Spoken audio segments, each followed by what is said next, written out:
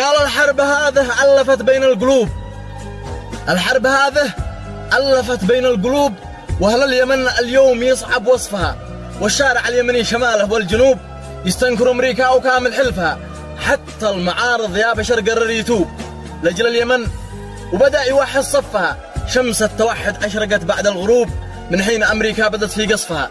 هذا دليل أن اليمن شامخ مهوب، هذا دليل أن اليمن شامخ مهوب، ما همها أمريكا ولا بيخافها، وغيرته لابناء غزة باتنوب.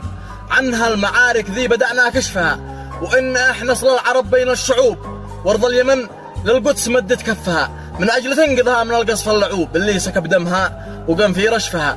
وأنا وبن عمي وأخي وقت الحروب على اليهود ذي بانقم في نسفها، والحزبية ذي هي سبب كل العيوب، راحت وراحوا كل من هم خلفها. ركز، والحزبية ذي هي سبب كل العيوب، راحت وراحوا كل من هم خلفها. اتوحدت أرض اليمن من كل صوب، وروس إسرائيل بدأنا قطفها، ولجل غزة ما تغيرنا الدروب، وعيوننا ما بتغمض طرفها. ما أنا مع الشيعة ولا السنة أجوب، أرض اليمن نصفي وقلبي نصفها، أرض اليمن نصفي وقلبي نصفها.